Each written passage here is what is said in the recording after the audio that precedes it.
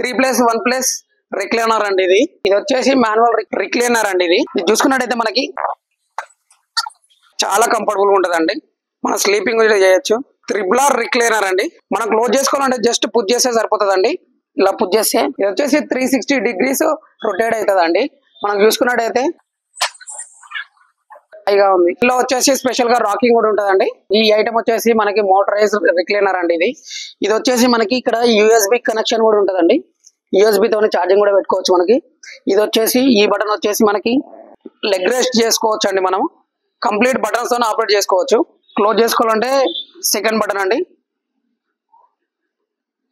Move చేసుకోవాలంటే first button.